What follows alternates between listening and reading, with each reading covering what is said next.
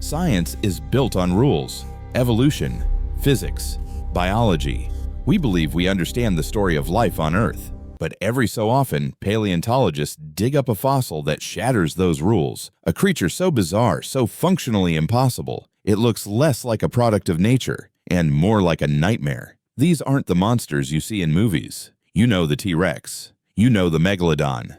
This is about the creatures that haunt the pages of obscure textbooks. The ones that scientists themselves stared at for decades, completely baffled, sometimes even assembling them upside down or backward, all while asking one question: how could this possibly be real? Today, we are digging up the mistakes, the experiments, and the horrors of evolution. These are the 10 prehistoric monsters that science still can't believe actually existed.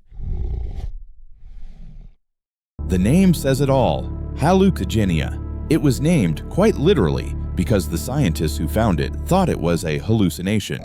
This creature, from the Cambrian period over 500 million years ago, is the definition of a biological puzzle. For decades, science simply could not figure this thing out. When its tiny worm-like fossils were first analyzed in the 1970s, scientists built a monster that walked on 7 pairs of rigid, sharp stilts, like a walking spike strip. On its back, it had a row of 7 mysterious tentacles, each ending in a bizarre, pincer-like mouth. It was a creature with 7 mouths on its back, walking on spikes. It made no sense. But the biggest problem? They couldn't find its head. One end of the creature was just a dark, bulbous stain in the fossil, which they assumed was a simple head without eyes or a mouth. They concluded it must have just absorbed nutrients somehow. This bizarre reconstruction was accepted for years, a creature that was more alien than animal. Then, in the 2010s, advanced electron microscopes changed everything. Scientists re-examined the fossils and discovered they had it completely upside down and backward. The spikes it walked on, those were defensive armor on its back. The tentacles with 7 mouths, those were its legs, complete with tiny claws. And the head? That dark, bulbous stain they couldn't explain? That was fossilized poop. It was its anus. They had been looking at the creature's rear end for 40 years, thinking it was the head. The actual head was at the other end, a tiny, simple structure with eyes and a mouth they had previously missed. Hallucigenia wasn't a nightmare monster, but the fact that it took us decades just to figure out which way was up proves that life during the Cambrian explosion was so alien, it could short-circuit the modern scientific mind. This creature is what happens when evolution creates a living power tool. Meet Helicoprion, a 40-foot-long shark-like fish that swam the Permian Seas nearly 300 million years ago. For over a century, this monster was one of the most embarrassing and confusing mysteries in paleontology. Why? Because the only part of it that ever fossilized was its teeth. And they didn't look like teeth.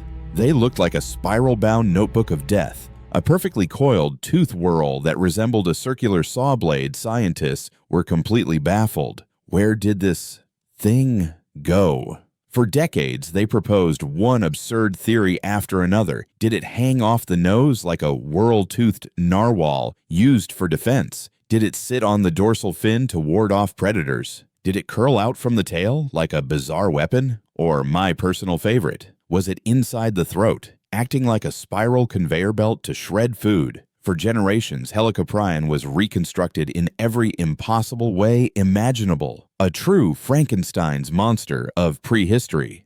The truth was only revealed in 2013 when a CT scan of a complete fossil finally solved the puzzle. The Buzzsaw was its entire lower jaw. It wasn't an external weapon. The spiral of teeth was inside its mouth, rolled up in the back of the jaw. As the shark bit down on soft-bodied prey like squid, the entire jaw would rotate, slicing the victim and simultaneously pulling the meat down its throat like a combination knife and conveyor belt. It wasn't a shark. It was a living piece of industrial butchering equipment. Science didn't just get the placement wrong. They failed to imagine a creature so efficient, it had weaponized the very act of eating. If you have a fear of insects, you may want to skip this one. This is Arthropleura. It is not a dinosaur. It is not a reptile. It is an arthropod, a direct relative of the harmless, tiny millipedes you might find in your garden, except this one was 8.5 feet long, 2.6 meters, and 2 feet wide. It was the size of a small car. It is the largest land invertebrate that has ever lived. This nightmare roamed the coal forests of the Carboniferous period, about 315 million years ago. This was a time when the Earth's atmosphere was saturated with oxygen, nearly 35% compared to our 21% today. This super oxygenated air allowed insects and arthropods to grow to sizes that seem scientifically impossible to us. Arthropleura was the king of this creepy-crawly kingdom. For years, scientists were divided. Was it a gentle giant, a slow-moving herbivore munching on rotting plants? Or was it a terrifying predator? Fossilized stomach contents showed fern spores, suggesting a plant-based diet, which allowed everyone to breathe a sigh of relief. But science is rarely that simple. A more terrifying theory persists, and it's based on what we haven't found. We have never found the mouthparts of Arthropleura. This has led some scientists to propose a horrifying alternative, that it was indeed a predator. It would use its massive, armored, 8-foot-long body to pin down amphibians and large reptiles, and then use powerful, unfossilized mandibles to tear them apart. It was a walking, armored tank that had no known predators. In its world, Arthropleura was the apex predator. It is a terrifying reminder that for a time on Earth, the insects weren't at the bottom of the food chain. They were the food chain. Imagine a dinosaur. You are probably picturing a T-Rex with its massive head and tiny, useless arms. Now, throw that image away. Meet Therizinosaurus. For years, this dinosaur was a true scientific paradox, known only from a few fossilized, nightmarish arms found in Mongolia. These arms were 8 feet long, and at the end of their fingers were 3 of the most terrifying weapons in history. Claws like scythes measuring 3 feet long. This is pure nightmare fuel. Naturally, scientists assumed they had found the apex predator of all time, a Nightmare on Elm Street super slayer. But as they found more bones, the picture got weird. They found a long, slender neck, a tiny skull, a massive pot-bellied torso, and teeth that weren't sharp steak knives. They were small, simple, leaf-shaped pegs. This wasn't a predator. This 30-foot-tall, 5-ton monster was an herbivore. This created one of the biggest why questions in paleontology. Why would a peaceful plant eater evolve 3-foot-long claws? The answer is a scientific debate that rages today. Were they for defense? A 5-ton beast with 3-foot claws is something even a Tarbosaurus, a T-Rex cousin, would think twice about attacking. Or were they tools? Were they used to hook and pull down massive tree branches, like a giant, terrifying ground sloth? Therizinosaurus shatters our neat categories of herbivore and carnivore. It's a creature that evolved the look of an ultimate killer, but the lifestyle of a peaceful gardener.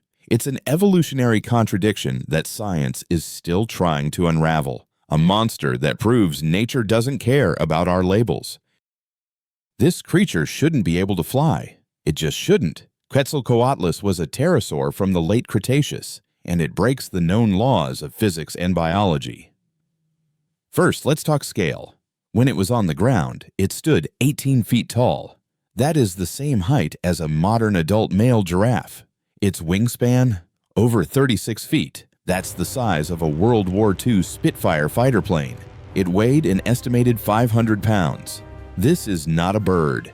This is a flying nightmare. For decades, the science was completely stumped. How does a 500-pound giraffe-sized animal take off? A creature that big can't just flap its wings and get airborne. The muscle power required would be impossible. Did it fall off cliffs and glide? For years, that was the theory. But we found its fossils hundreds of miles inland, in Texas, far from any large cliffs. The answer only came recently, and it's bizarre. It's believed Quetzalcoatlus used a quadrupedal launch. It would crouch down on all fours, its wings acting as front legs, and then, like a powerful pole vaulter, explode upwards with its massive leg and arm muscles, vaulting itself 10 feet into the air to catch the first flap. And what did it eat? It didn't skim fish from the sea. Its fossils were found inland. The horrifying theory is that it was a terrestrial stalker. It would land, walk around on its folded wings like a giant winged giraffe, and use its 8-foot-long, toothless, spear-like beak to pluck kitty dinosaurs right out of their nests and swallow them whole. It was an aviation impossibility that ruled the skies and stalked the land. Long before the sharks, long before the mosasaurs, the ocean was ruled by a different kind of terror. This was the Devonian period, the age of fishes, and its king was Dunkleosteus. This 30-foot-long monster wasn't a shark. It was a placoderm, an extinct class of armored fish. Its entire head and chest were covered in thick, interlocking plates of solid bone, making it an invulnerable tank. But the real scientific mystery was its mouth. Dunkleosteus had no teeth at all. What it had was far, far worse. The bone plates of its skull extended down to form two massive beak-like shearing blades. These weren't teeth that could break or fall out. They were self-sharpening extensions of its own skeleton. It was a living, 30-foot-long guillotine. But the terror doesn't stop there. Scientists studying the biomechanics of its jaw discovered two things that seem impossible. First, the bite force. It was over 8,000 pounds per square inch, one of the most powerful bites in history, capable of shearing through any other armored fish and even early sharks. Second, and even more terrifying, its speed. It could open its massive, armored mouth in 1/50th of a second. This created a massive suction vortex, instantly inhaling any prey in front of it. So, Dunkleosteus didn't just bite its victims. It vacuum-sealed them into a crushing bone guillotine. It was a predator so efficient, it was part tank, part vacuum cleaner, and part executioner.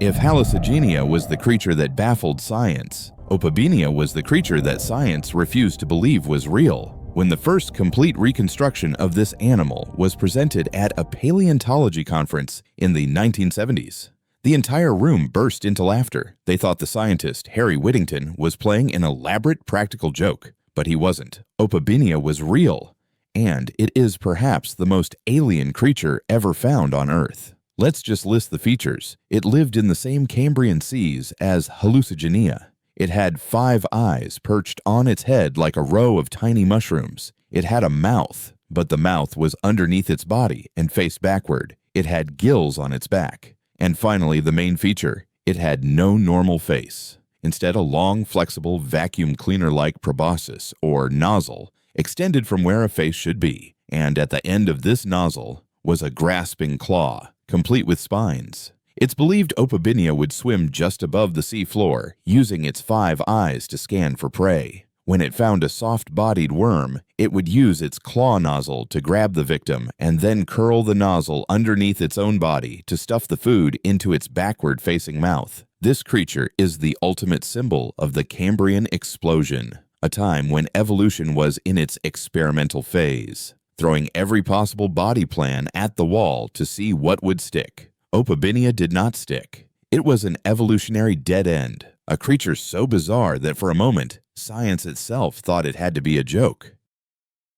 After the dinosaurs were wiped out, the age of mammals began, and with no T-Rex to fill the spot, evolution needed a new apex predator. It created Andrewsarchus.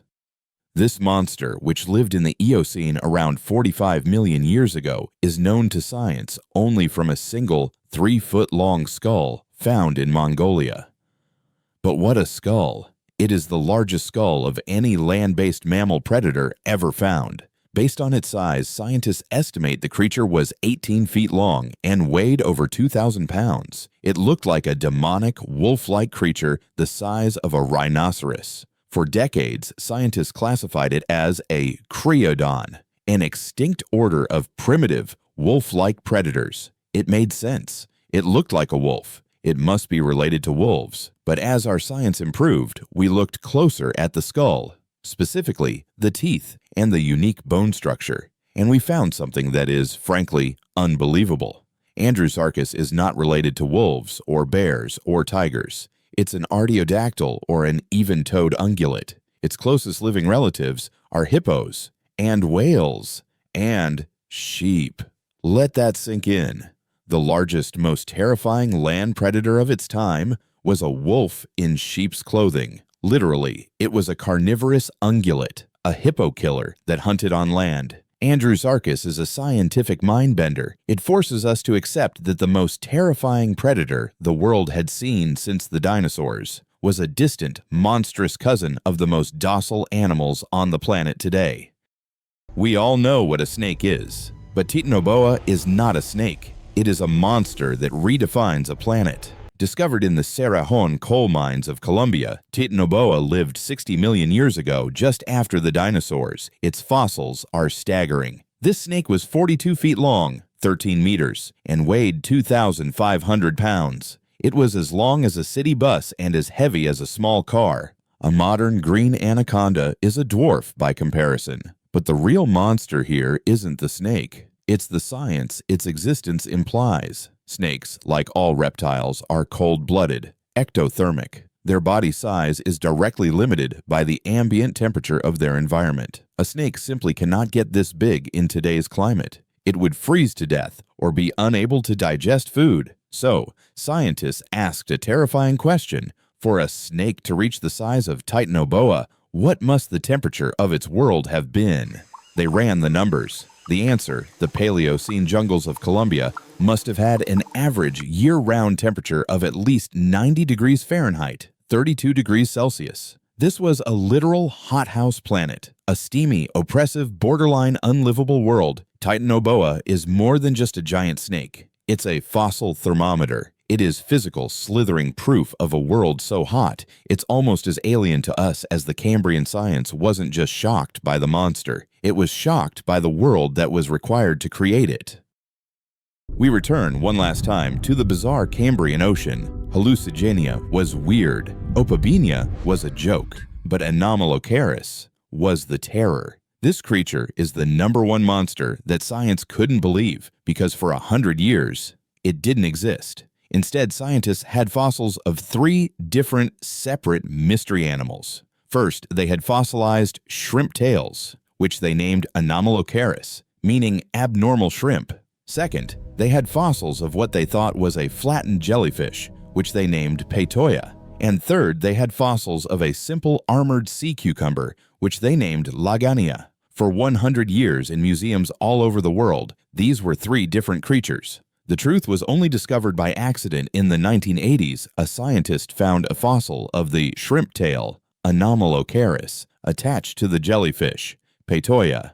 The puzzle snapped into place. The shrimp tail wasn't a tail. It was one of 2 giant, spiky, grasping feeding appendages on its face. The jellyfish was its mouth, a nightmarish square-shaped disc of crushing, pineapple-like plates, and the sea cucumber was its body. Science hadn't just misidentified a monster. They had accidentally disassembled it into 3 different animals. This was a 3-foot-long, and some species up to 6 feet long, super predator in a world where everything else was inches. It had advanced 16,000 lens compound eyes and swam through the seas. The first true apex predator the world had ever known. It is the ultimate Frankenstein monster that science literally could not believe was real, dismissing it as a harmless shrimp, a jellyfish, and a cucumber. From 5-eyed aliens to giraffe-sized flyers, these creatures prove that the story of life is stranger than any fiction we could ever invent. They are the monsters that broke the rules, baffled the greatest minds, and force us to ask, what other impossible creatures are still out there, waiting to be found? Also, which of these monsters do you think was the most impossible? Let us know in the comments, and don't forget to subscribe for more journeys into the nightmares of prehistory.